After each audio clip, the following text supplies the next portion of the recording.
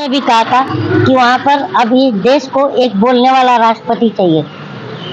ये कहा था नहीं कहा था? ठीक है। ये बात याद है आपको? कलीम जी याद है मुझे। हाँ। लेकिन ये बताइए, जो नेता पहले विपक्ष में थे वही इस समय पक्ष में आ गए, तो फिर जब विपक्ष जो मजबूत होगा तो यही नेता चले जाएंगे, उसमें तो कौन सा दूध को धुले हो जाएंगे, फिर तो वही करेंगे वो। मैं पहले जब मतलब पढ़ाई करता था तो मेरे घर के बगल में बुजुर्ग जो बैठते थे रात में, पहले याद होगा आपको? हाँ। खाट होती थी, ठंडियों के टाइम में अलाव जलाते थे लोग, पेड़ के नीचे लगता था, चलता था सुरती बीड़ी सब वहाँ पर। बोलिए कि हमारे तब पूर्वज कहते थे कि जो है कि देश जो है ना किससे चलता है? विचारधारा से। जो राजनीतिक पार्टियां हो, सामाजिक लड़ाई हो, राजनीतिक लड़ाई हो, ये विचारधारा की लड़ाई है। लेकिन आज विचारधारा कहीं दिखता है? विचारधारा नहीं तो शासन कैसे? विचारधारा का शासन कैसे चल रहा है? वही तो मैं बता रहा हूँ। कांग्रेस की विचारधारा किस तरह? गांधी विचारधारा, ठीक है।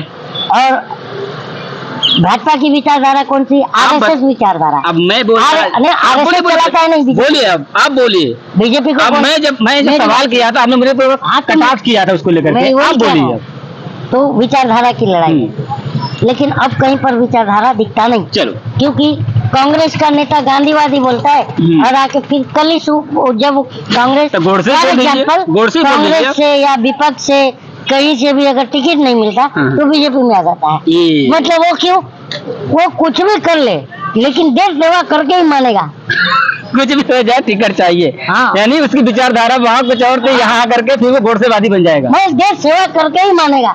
हम जनता बोलते नहीं भाई सेवा मत कर भाई, तू रहने दे, तभी भी कहता नहीं मैं सेवा करके ही मानूंगा। और जनता क्या करती है? जनता क्या करती है? जनता तो मंदिर का भाई, तू तो आई गया, ले कर ले। अब देखो, जनता मंदिर का घंटा है। कोई भी आता है बजा के चला जाता है। चलो, बात करते हैं मणिपुर की विभत्स घटना पर। बड़ा दुख है, बड़ी संवेदना है और जगह जगह उसको लेकर कैंडल मार्च भी निकाले जा रहे हैं। लेकिन जिस प्रकार की विचारधारा चल रही है पार्लियामेंट में, वो लगता नहीं है। आपको याद होगा कि किसी मुद्दे पर बहस करनी चाहिए पार्लियामेंट पे। वही बता बार जो है कि पार्लियामेंट दिल्ली में निर्भया कांड हुआ था। हाँ, ठीक है। तो उस समय के तत्कालीन प्रधानमंत्री मनमोहन सिंह जी प्रेस में आए। उन्होंने कहा कि मेरे 3 बच्चे हैं। ठीक है। मैंने उनको ध्यान में रख करके मेरे को खुद को दुख है और मेरी सरकार जो है उस बच्चे पर नजर बनाए हुई है कि उसको किस तरह का मेडिकल ट्रीटमेंट दिया जा रहा है और सारी चीजें ध्यान में रखी जा रही है। ये बात कही थी नहीं कही थी? और दुबई भी उनको ले जाया गया था नहीं ले जाया गया। तो वो थी एक जनता के प्रति संवेदनशील प्रधानमंत्री, वो था। और एक ये प्रधानमंत्री, मैं प्रज्ञा सिंह ठाकुर को कभी माफ नहीं करूंगा, और बगल में बिठा लेता है। ठीक है। और यही प्रधानमंत्री कहता है कि ये देश जो है आज पूरा 140 करोड़ देश का नागरिक शर्मसार हुआ। ये प्रधानमंत्री का वक्तव्य है। और इस घटना में जितने भी ये हैं कल्पित हैं उन्हें माफ नहीं किया जाएगा, दंड दिया जाएगा। बताइए, अभी तक तो फिर बीच में जो है यही इनके आईटी सेल ने एक ये करा कि ये वीडियो जो है फेक है। मालूम होगा आपको? फेक है। तो जब इनके आईटी सेल से पूछो, अमित मालविया की टीम से पूछो कि अगर ये वीडियो फेक था तो जो 6 आरोपी अरेस्ट हुए हैं, ये क्या इनको 6 और अरेस्ट करके क्या मतलब या निर्भया की तरफ फांसी देंगे? ना, ये और लोगों को अरेस्ट करके क्या कबड्डी खेलेंगे? 11 लोगों को ऐसे करके कबड्डी खेलने के लिए अरेस्ट किया जा रहा है क्या? दंडित करने के लिए अरेस्ट किया जा रहा है? दंडित करने के लिए किया जा रहा है। तो फिर ये बात जो झूठ क्यों फैला रहे हो आईटी सेल के द्वारा कि वीडियो फेक है? बताइए। और सबसे बड़ी बात है कि आपका पूरे देश को, लोगों को शर्म से नजर नीचे झुका लेना पड़ रहा है कि एक सेना का जो है जवान आकर के बयान देता है कि मैं कारगिल में भी लड़ा था और मेरी आंखों के सामने मेरी बीवी की इज्जत लूटी गई और मैं नहीं बचा पाया। और उसके साथ एक लड़की को और उठाया गया था जिसके जो है इज्जत लूटी गई थी, लेकिन उनके बाप और भाई से बर्दाश्त नहीं हुआ और जा करके उसका विरोध कर दिया, दोनों की हत्या कर दिया भीड़ ने। कितनी गंदी और शर्म की बात है ये, बताओ जरा। चलो कलीम जी, मैं ये पूछना चाहता हूँ आपसे, आपको पता होगा नोटबंदी एक आदेश के बाद पूरा देश नोटबंदी की कगार में खड़ा हो गया, लेकिन मणिपुर घटना पे इस प्रकार की दोहरी बात क्यों बोली गई प्रधानमंत्री के द्वारा कि सभी प्रदेश के मुख्यमंत्री जो कि अपने प्रदेश की कानून व्यवस्था ठीक करें? क्या नोटबंदी की तरह यह नहीं बोलना चाहिए था कि मणिपुर के मुख्यमंत्री सीधा उनको आदेश देना चाहिए था? क्या लगता है दोहरी राजनीति चल रही है भारत में? भाई हमारा प्रधानमंत्री कमजोर है। दिल से कमजोर है? दिल से नहीं, हर चीज से कमजोर है। कैसे? बीपी हाई है? देखिए, जब ऊना में 4 दलित मारे जाते हैं, उनको गोबर खिलाया जाता है, आपको याद होगा तो। जी जी बताइए। तो प्रधानमंत्री टीवी पर आते हैं और कहते हैं मेरे दलित भाइयों को मत मारो, चाहे तो मुझे गोली मार दो। अबे इतना कमजोर प्रधानमंत्री, इतना कायर प्रधानमंत्री, इस दुनिया के सबसे बड़े लोकतंत्र का प्रधानमंत्री। उस समय अगर मैं होता उनकी जगह क्या करते? तो मैं ये कहता कि मेरे दलित भाइयों को अगर तुम मारोगे तो मेरी पुलिस तुम्हें दौड़ा कर गोली मारेगी। ये होना चाहिए। चलो प्रधानमंत्री। अब तो गोबर हट के पेशाब किया जा रहा है। पेशाब, और आज संडास भी खिलाया गया है। किया गया ना? संडास खिलाया गया है। परिवर्तन मतलब धीरे धीरे परिवर्तित हो रही चीजें। तो अब बताइए, पेशाब पेशाब कराया गया तो मामा ने पैर धोया था। हाँ। अब संडास खिलाया गया है। अब बताओ मामा क्या धोएंगे? अब तो क्या धोएंगे ये? अब तो अगली प्रक्रिया मामा क्या धोएंगे ये बताओ? अब देखेंगे ना क्या करने वाले मामा जी। अब क्या धोएंगे? अब आप देखेंगे ना आप मैं ऐसे कैसे बता दूं कब क्या धोएंगे वो? अब क्या धोएंगे आने वाला समय बताएगा। अभी आप ही ने कल एक पत्रकार ने मुझसे कहा था कि मैं बोला कि बताइए कि इस देश में आज हम जनता का ये स्थिति है कि नेता हमारे पर पेशाब करके जा रहा है। तो वो पत्रकार क्या बोला कि वहाँ के मुख्यमंत्री ने उसका पैर धोया था। तो कल एक व्यक्ति को संडास खिलाया गया है, मतलब गू खिला, अरे संडास खिलाया गया, शब्दों को मैं समझ गया ना। तो ये बताइए कि अब मामा क्या धोएंगे?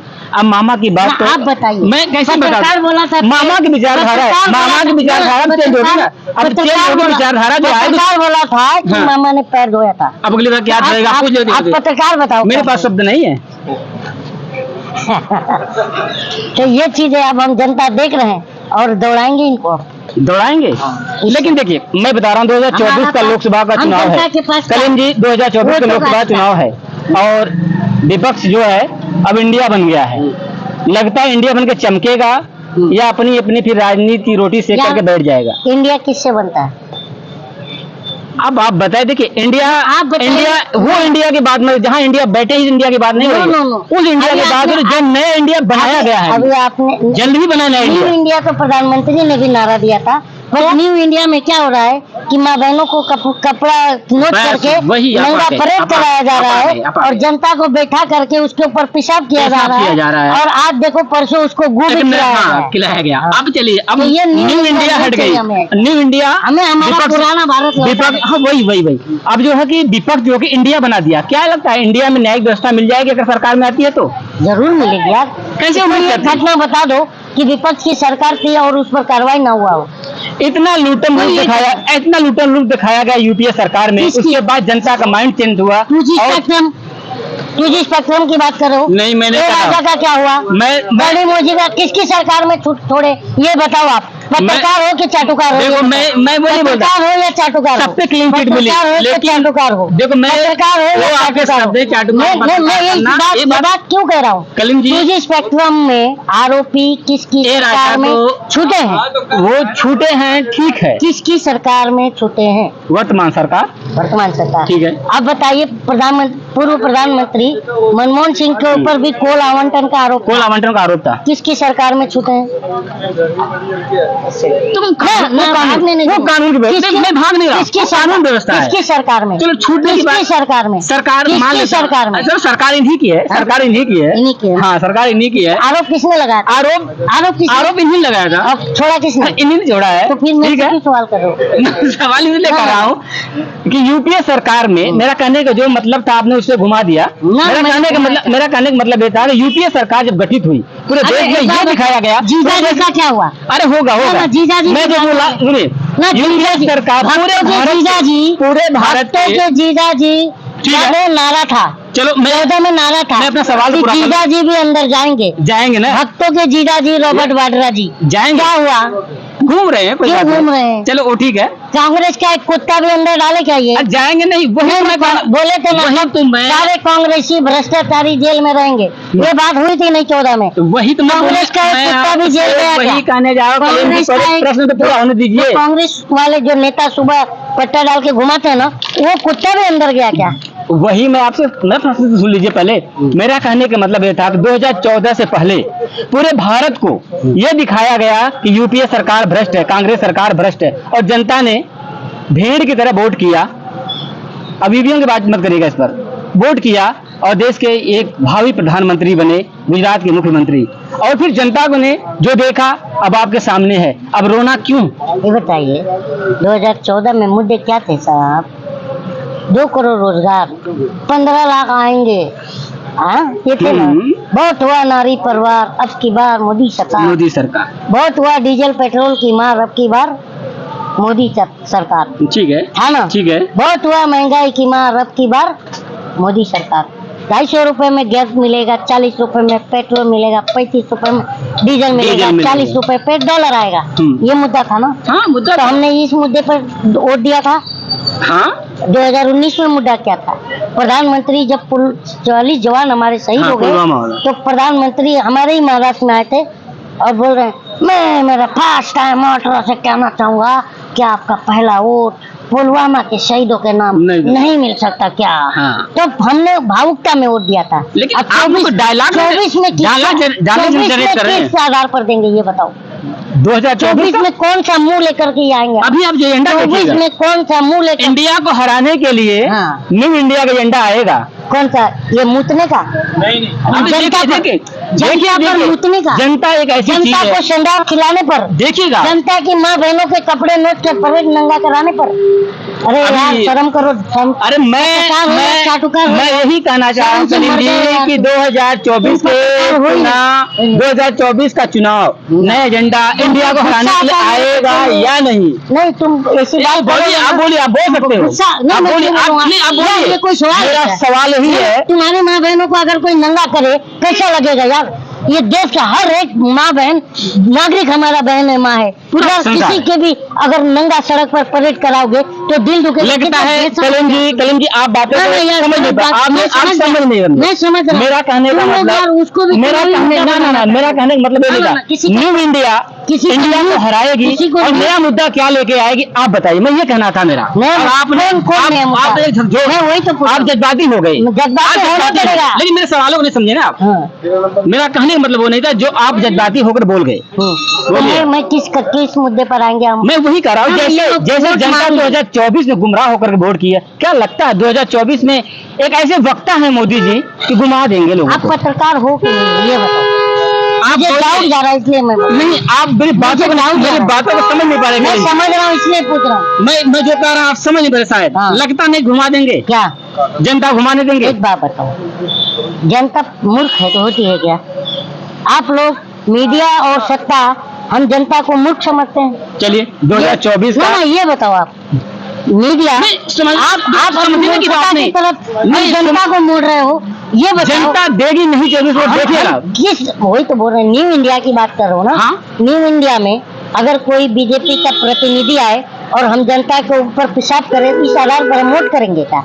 अगर न्यू इंडिया में 3 महीना कोई एक राज्य जलाए और वहाँ के जो है जनता को नंगा परेड न्यूड हो, अगर परेड हो, तो बताइए अगर लॉ एंड ऑर्डर इस तरह ध्वस्त हो जाए और वहाँ का राज्यपाल टीवी पर आए और रोता हुआ कहे कि 5000 से ऊपर घर जला दिए गए और लाखों लोग पलायन कर गए, ऐसी हिंसा मैंने पूरी जिंदगी में पहली बार देख रही हूँ। और ये राज्यपाल का कहना है मणिपुर के, तो किस आधार पर हम वोट देंगे यार? कितनी? चलो मैं यही तो कह रहा हूँ कि 2024 के चुनाव में जनता को मोदी जी गुमराह करेंगे नहीं करेंगे? मैं ये मोदी जी अब खुद जो है बौखला गए हैं, घबराहट हो गई है, सदन से भाग रहे हैं। बौखलाहट के सब आप में दिखाई दे रही है। इसलिए कह रहा हूँ कि इंडिया अभी अलायंस बना है। हाँ, अलायंस बना। अब मोदी जी जो है 2002 के पहले जो एनडीए बनी थी, हाँ एनडीए जो अटल बिहारी वाजपेयी जी ने बनाया था, उस एनडीए का फुल फॉर्म अब जाके 2023 में बता रहे हैं कि बौखलाहट नहीं तो क्या है भाई?